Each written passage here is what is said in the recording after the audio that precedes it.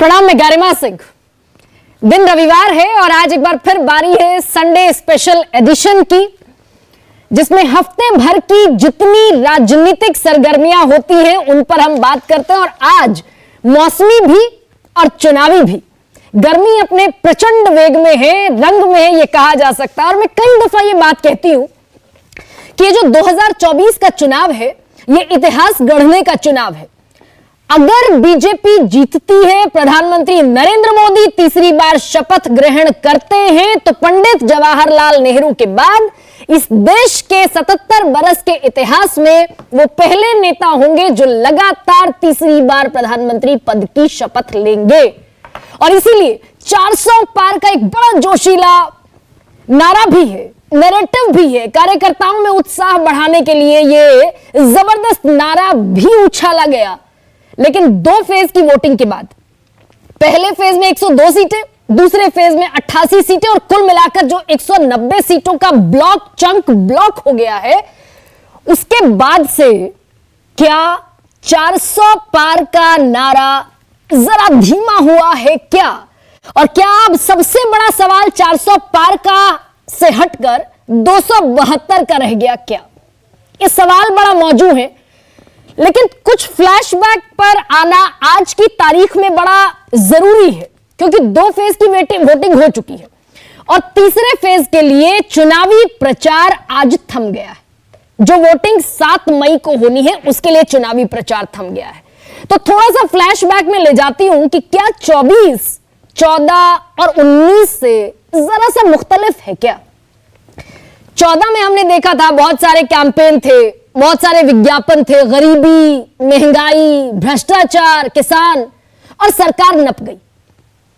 13 में यूपीए 2 था, 14 आते आते वो भ्रष्टाचार का जो आरोप था वो परवान चढ़ा और यूपीए 2 की विदाई हो गई। 14 में नई सरकार की ताजपोशी हो गई। 19 में राष्ट्रवाद प्रचंड वेग में आया। पुलवामा के अटैक के बाद राष्ट्रवाद के नाम पर वोटिंग हुई 303 सीटों के साथ, फिर उतना ही प्रचंड जनादेश मिला। 24 मुख्तलिफ है क्या? ये सवाल इसलिए बड़ा मौजू है क्योंकि जो सबसे पहले चरण का चुनाव था उसमें बहुत सारे नारे थे। 2047 तक विकसित भारत का बड़ा सपना था, चंद्रयान था, गगनयान था, तीसरी सबसे बड़ी यानी कि लार्जेस्ट इकोनॉमी थी और 5वीं सबसे बड़ी अर्थव्यवस्था का बैज ऑफ ऑनर था, जिस पर कई मर्तबा मैंने खुद चर्चा की। कांग्रेस की तरफ से नैरेटिव यह था कि भाई हम जमीन पर वादे कर रहे हैं, हम किसानों को एमएसपी देंगे, हम नौकरी देंगे बेरोजगारों को, हम महिलाओं को पैसा देंगे। यह कांग्रेस का नैरेटिव था, मैनिफेस्टो घोषित हो गया था, जारी हो गया था। अब दूसरा चरण का जो चुनाव हुआ 26 अप्रैल को, वहां तक पहुंचते पहुंचते जबरदस्त तरीके से ट्रेन मुद्दों से डिरेल हुई। पहले मछली और मटन पर आई। तेजस्वी यादव ने विमान में बैठकर नवरात्र के एक दिन पहले मछली और मटन खाया। मछली और मटन पर आई। फिर राजस्थान के बांसवाड़ा में कांग्रेस के मैनिफेस्टो पर जबरदस्त प्रहार करते हुए कहा गया कि भाई देश की संपत्ति का सर्वे होगा और कांग्रेस अपने वोट बैंक को मुसलमानों को दे देगी।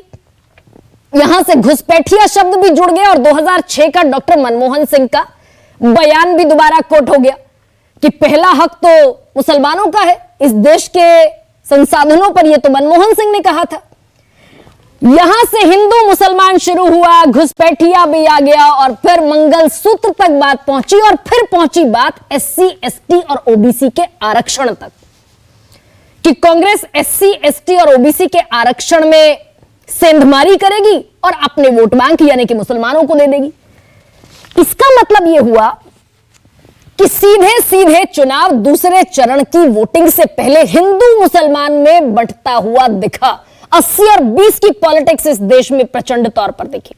हालांकि चुनाव आयोग को नोटिस जारी करना पड़ा हेट स्पीच को लेकर। यह अलग बात है कि राष्ट्रीय अध्यक्ष जेपी नड्डा को नोटिस जारी हो गया। लेकिन अब जब हम बैठे हैं आज की तारीख में बात करने, जब 2 दिन बाद चुनाव है, 7 मई को तीसरे फेज की वोटिंग है और बड़ा क्रूशियल, क्योंकि जो 95 सीटें हैं उनके बाद आधी से ज्यादा सीटें लॉक हो चुकी होंगी।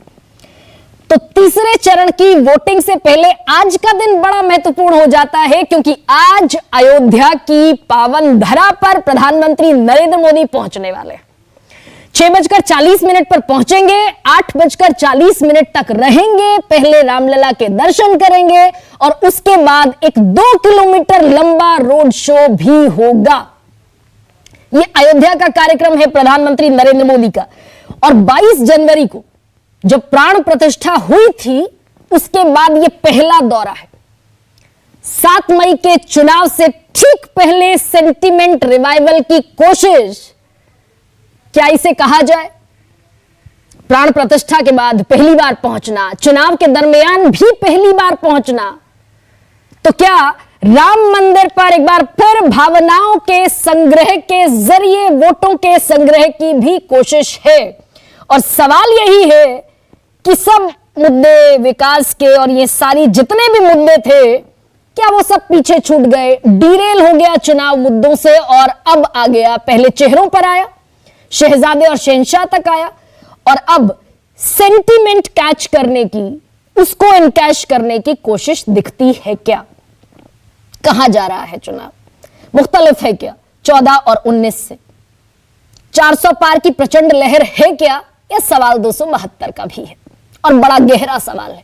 मैं बयान सुनाती हूं आपको। और जैसा कि आप जानते हैं, आज इस पैनल में कोई पॉलिटिकल रिप्रेजेंटेटिव शामिल नहीं। इस देश के बेहद प्रबुद्ध पत्रकार मेरे साथ चर्चा में जुड़ेंगे, जो बारीकी से, ज्यादा गहराई से हमें समझाएंगे कि ये चुनाव दरअसल, जो जिसे मैं कह रही हूं कि इतिहास गढ़ने का चुनाव है, गढ़ पाएगा क्या? इस बयान के साथ शुरू कर रही हूं। देखिए, जड़ीबूटी बहुत काम आएगी, पक्का काम आएगी, लिख के रखो। हमारे यहाँ में तो नाचना गाना तो होता है, तो चुनाव के दिन तो बड़ा त्योहार जैसा वातावरण बना देना चाहिए, बड़ा त्योहार। सिर्फ पोलिंग स्टेशन पे वो गुब्बारे लगाते ऐसा नहीं, जहाँ बूथ है घर घर जरिए में सब। और जिस दिन मतदान, तो हमारा एक कार्यकर्ता, उसके साथ और कोई कार्यकर्ता नहीं होना चाहिए, उसके साथ 30 वोटर जिन करके कोशिश करनी है, 30 वोटर, और अपने मोहल्ले से थाली बजाते बजाते और बजाते है राम के करते करते जाना मतदान की। तो मतदान केंद्रों तक जाने की प्रधानमंत्री की अपील, ताली बजाते हुए और भगवान राम का नाम लेते हुए। खैर, कल झारखंड के पलामू में थे प्रधानमंत्री नरेंद्र मोदी, और वहां भी उन्होंने राम मंदिर का जिक्र किया। 500 सालों के लंबे इंतजार, लंबी प्रतीक्षा का भी जिक्र किया। और ऐसे में आज का सबसे बड़ा सवाल क्या है, वो आपके सामने रखती हूं।